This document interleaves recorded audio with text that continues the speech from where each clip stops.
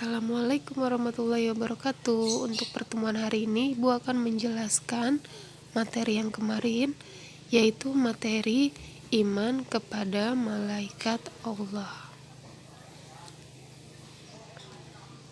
Pada hari ini, Ibu akan menjelaskan iman kepada malaikat, pengertiannya, tugas malaikat, sifat malaikat, perbedaan malaikat dengan makhluk gaib lainnya, hikmah kita mempelajari iman kepada malaikat, dan perilaku. Kemudian, iman kepada malaikat, iman kan artinya percaya, meyakini. Kalau iman kepada malaikat yaitu yakin akan adanya malaikat yang menjalankan tugas-tugas dari Allah Subhanahu wa taala dan tidak pernah mengingkarinya. Iman kepada malaikat juga termasuk rukun iman yang ketiga, karena kita percaya kepada hal-hal yang gaib yang wajib kita imani. Jadi kita harus mempercayainya ya, dan meyakini bahwa malaikat itu ada, dan malaikat itu ditugaskan oleh Allah Subhanahu wa taala. Nama dan tugas malaikat. Malaikat yang wajib kita imani dan kita percaya itu ada 10. Nah, 10 malaikat ini pun mempunyai tugasnya masing-masing.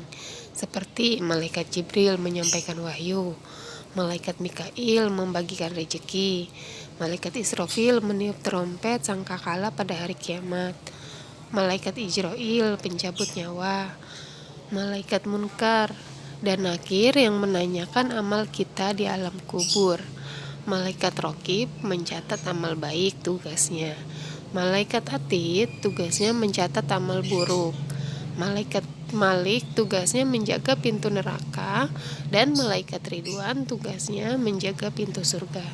Ini 10 malaikat dan tugasnya yang wajib kita ketahui, yang wajib kita imani, dan wajib kita percayai. Ya. Kemudian setelah nama dan tugas malaikat, Ibu pun akan menjelaskan tentang sifat-sifat malaikat. Ya, apa aja sih sifat-sifat malaikat itu?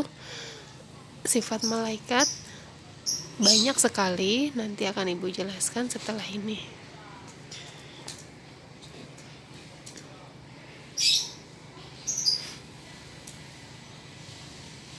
Nah, ini sifat malaikat. Yang pertama, selalu taat kepada Allah Subhanahu wa taala dan tidak pernah menentang perintah Allah. Kemudian malaikat pun tidak berjenis kelamin, ya. Malaikat itu bukan laki-laki ataupun perempuan. Kemudian malaikat juga tidak mempunyai nafsu seperti manusia. Manusia kan punya nafsu, tapi kalau malaikat tidak punya nafsu. Malaikat itu tidak makan, tidak minum, dan tidak tidur. Malaikat selalu bertasbih kepada Allah Subhanahu wa taala setiap hari, ya. Setiap hari selama 24 jam malaikat selalu bertasbih kepada Allah Subhanahu wa taala. Kemudian malaikat pun dapat menjelma dalam berbagai bentuk sesuai kehendak Allah Subhanahu wa taala, sesuai perintah dan tugas dari Allah. Kemudian malaikat juga selalu benar dan tidak pernah berbohong. Malaikat selalu berkata benar, ya, tidak seperti manusia. Malaikat selalu menjalankan semua perintah-perintah Allah dan selalu menjalankan semua apa yang Allah perintahkan. Kemudian malaikat juga selalu meminta ampunan bagi orang-orang yang beriman dan orang yang khatam Al-Quran.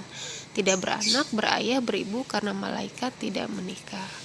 Jadi inilah semua sifat-sifat malaikat yang wajib kita ketahui, yang harus kita ketahui, ya.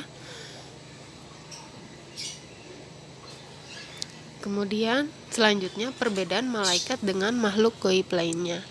Perbedaan malaikat jin dan setan, ya. Malaikat diciptakan dari cahaya, jin diciptakan dari api, setan juga dari api. Malaikat selalu taat, bertasbih kepada Allah. Jin ada yang taat dan ada yang tidak, sedangkan setan tidak pernah taat, ya. Ketiga-tiganya sama-sama makhluk gaib, sama-sama tidak dapat dilihat, tapi malaikat selalu beribadah kepada Allah Subhanahu wa taala.